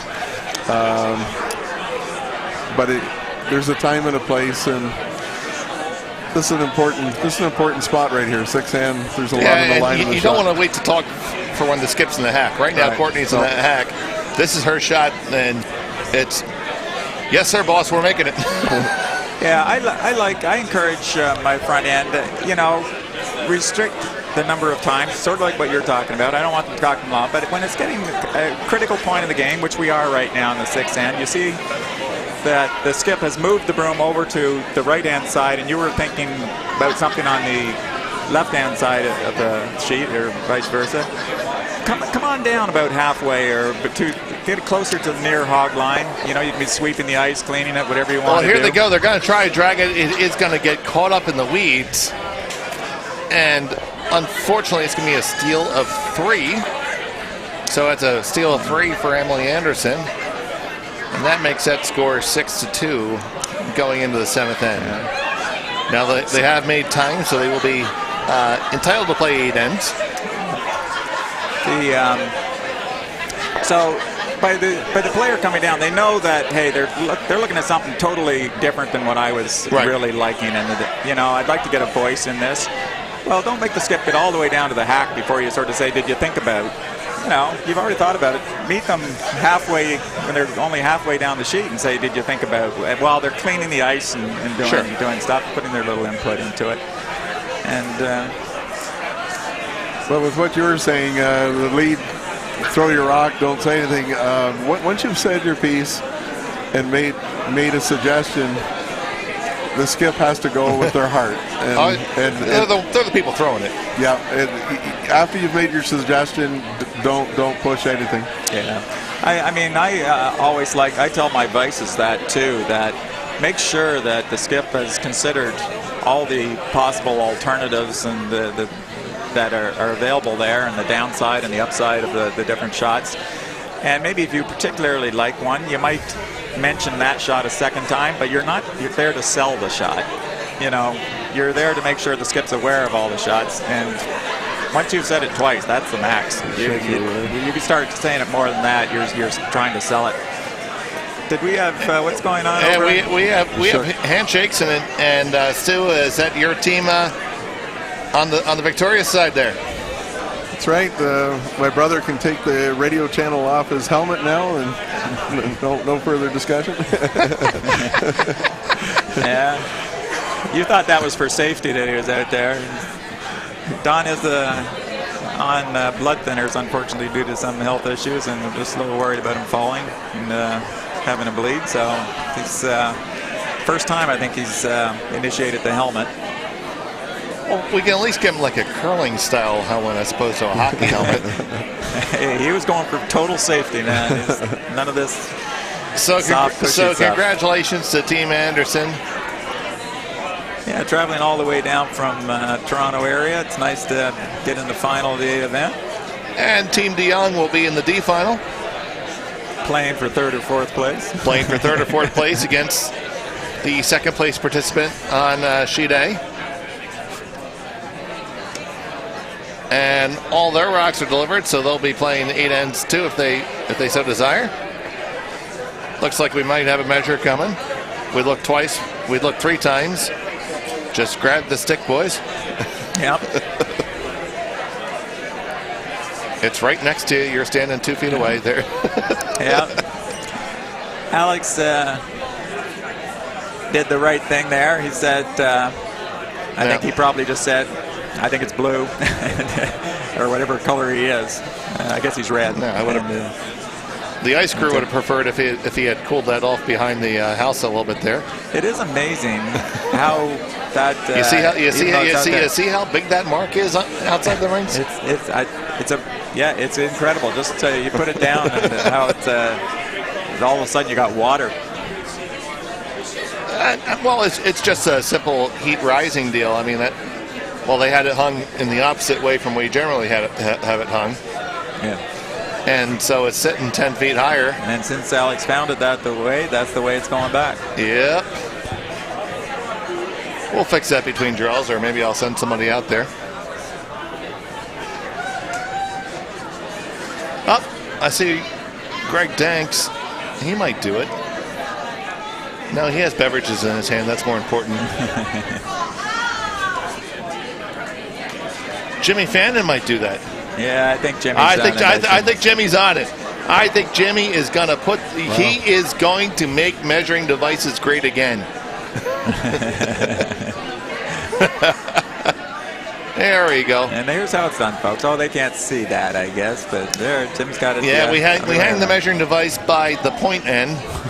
The whole thought being, well, one, it keeps the feet colder because it's closer to the ice, and two, it doesn't put the strain on the mechanism. Yeah. Because a lot of times you go to a club and those feet don't really want to move. Yeah. Great hit and roll on that last shot to get in front of the tee on the center lane. Oh, that's fabulous.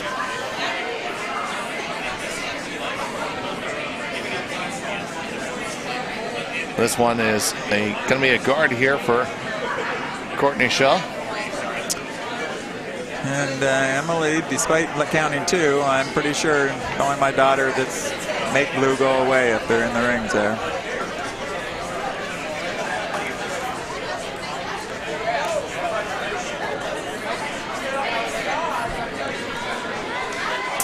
Have they drawn the 50-50 yet? I didn't hear him.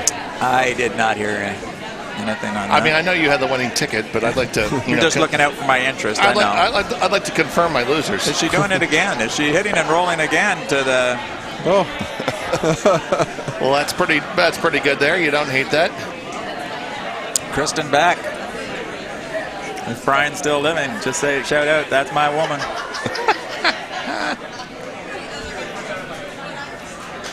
Nancy is quite happy with your addition to the booth there, Stu. Still happy. All right. Yep.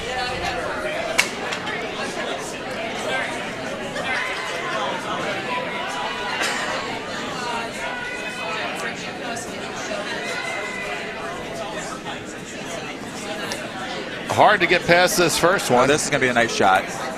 That's wow. And up now. You get the one. Hang around. Gonna hang around. Gonna roll on out to the open, and Emily's gonna try to dispatch that stone quite quickly. A steal one for the Dutt rink. They're hanging around. And I like this. Dee said exactly what weight are you looking for on this, and we have seen the rocks curl here, so I think Emily just asked for control though. Yeah, I wouldn't mind being normal here because you're not really too picky about the shooter. Yeah. And the control weight is what you got. And it's a good result. Yeah.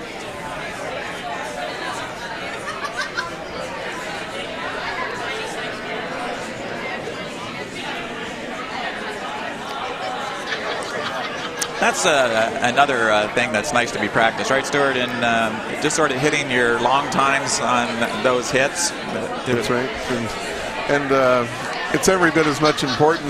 Again, we're talking about what are some good things to be dealing with in your practice, and if you can have someone who can just time for you and ask the players, what do you think you threw on that shot? Hits are something a little more difficult to get times on, and after every shot, after practice shot, find out what was your time split that you thought, and if you can get everybody on the same page with their weight.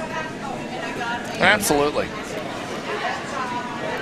Yeah, I find on the long times, if they can, here's another. This is a nice shot right here. Look at this.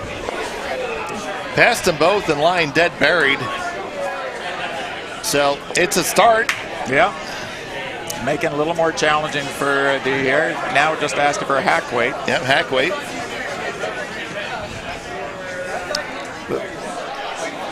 And again, I think Emily's calling weight and ice that if it ticks the top guard, she's not unhappy with it either.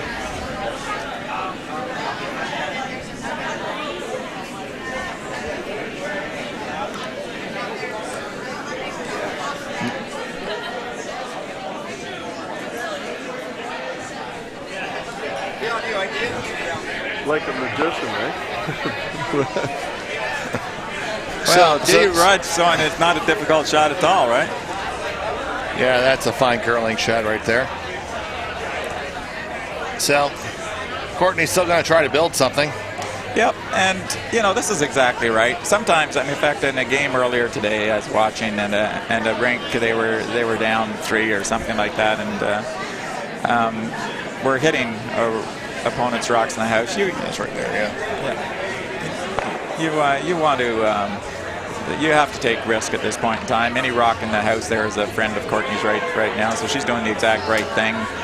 Not having thrown a hit yet at all, just keeps drawing. And unfortunately for her, the Team Anderson shooters have been all on target.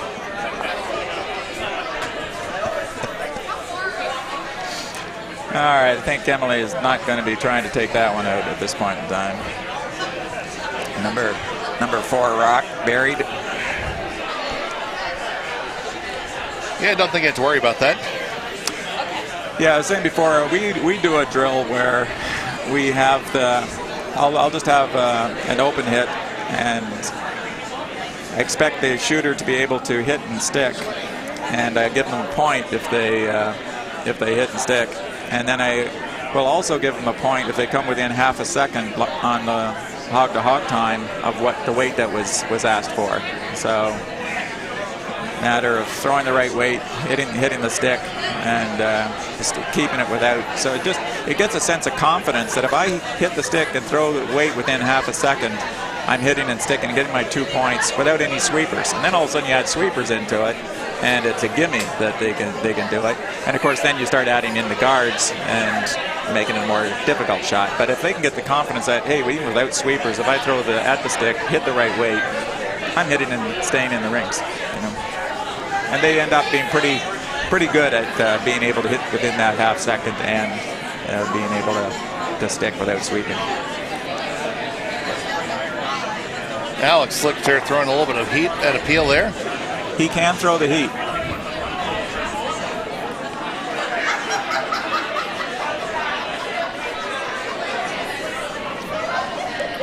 So Emily just first skip rock for Emily. Piling, comfortable to pile them in at this point.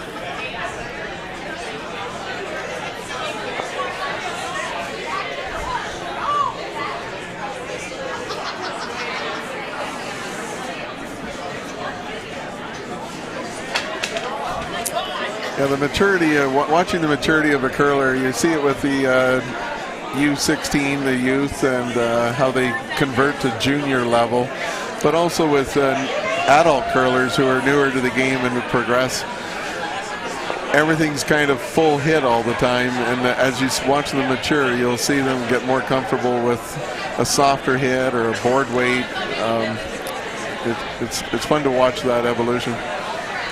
I've never known anybody who wants to throw a rock too hard. No, not at all. Present company excluded. Had the privilege of being able to be at the Women's World Championships, and those all the teams are good, of course, there, but those top 4 teams, especially, watching the backline hack board weight that they could throw right on the money on such finesse shots. It was a work of art to be able to watch what control they had over that weight control.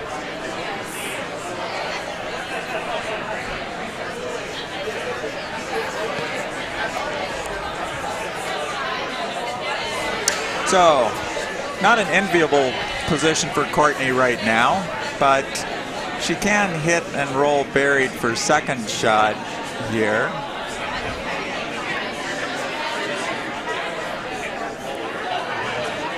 This is out there pretty wide right now. But she's, again, throwing a weight. She's not interested in removing rock. She would like to move something back a bit here. That's a nice weight. That's a nice weight. I like that. It is peelable out by Emily, who's not going to be interested in staying. At least not a priority. A little surprised she's throwing the out turn at it, but just whatever her preference is, I guess. It also appears she's throwing Peel at it. Yeah, she's going to try and make sure it disappears. We have to make sure that scoreboard on sheet C doesn't disappear too. The thing is, it's really just more where you hit it than anything here. You just have to hit it somewhere left center. So it's not like you have to throw a lot of weight at it.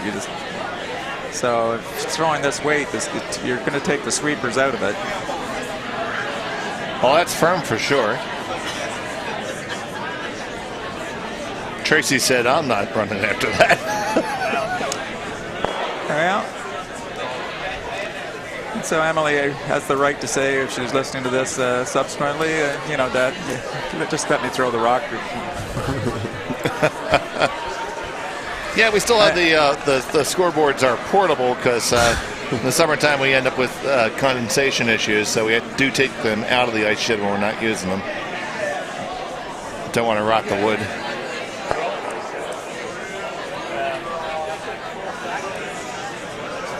And Courtney has a draw for one here. Unfortunately, that's all she's left with.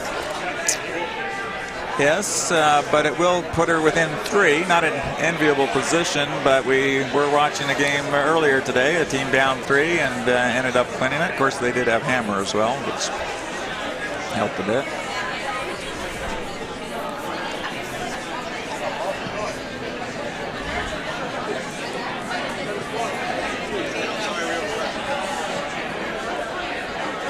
Courtney Shaw, final stone, 7th end. Weight's looking pretty good. The sweepers weren't on it right away, and now they are on it, so it's got to be close. Indeed, it's looking very good. Coming on down, and that is going to be right on the money. Score 1, and Courtney will. Saying I don't have hammer. She will concede, and you know, it would be really tough to steal 3. So congratulations to Philadelphia Curling Club, Emily Anderson, Deanne Rudd, Kristen Beck, and Tracy Schickel. They'll be facing Bucks County Curling Club team Christy Kirchner tomorrow at 1:30 on Sheet C. Come on down. Don't miss it. It's going to be a lot of fun. And free Drambuie. And free Drambuie if you happen to be here. Come on down and get some. And congratulations, you know, also to their worthy opponents, Courtney Shaw, Laura Hewer, Laura Lee, and Lauren Luthi for the Potomac Curling Club. They will be in the D semifinals, and they will be curling against Christine Alessi, also from the Potomac Curling Club. So, for my money, Potomac is going to win the D event. All right. You know the odds. You probably put in a lot of money on that. That is going to wrap. Well, let's see here. Sheet A. Well, let's wrap up this end. We're on skip stones now. All right. We have a 7-4 lead. I think 4. It's a little hidden there. 7-3. It's 3, yeah. And 7-3 lead in favor of Scott Dunham. Scott has hammer. And is this the final stone? It does appear to be the hammer, and he is facing 3, maybe. 2, I think. Oh yeah, maybe there's 2. Yeah, he's facing 2. Well, with these sweepers, a draw for 1. Especially Cody Klauser out there. Although Alex Leiter coming out to provide relief to Mike. He tells Mike to get those pitter-patter feet out of the way. There's 2 guys that they're backing off now. They've got it there. That is an advantage, a huge advantage they have over almost any men's team here. And that is a score of 1 and a victory in handshakes for them. So they will be facing the Anderson rink tomorrow on our live stream at 1:30 p.m. Congratulations to Team Dunham. Scott Dunham, Alex Lichter, Cody Klauser, and Michael Dunham. They'll be facing the Anderson rink on Sheet B here at Bucks County Curling Club at 1:30 p.m. Tune in for all the draws. We'll have a nightcap for you. But for now, for Wayne and Stu Anderson, I'm Dave Schmel. You have a great evening and more pleasant tomorrow. Good curling, everybody.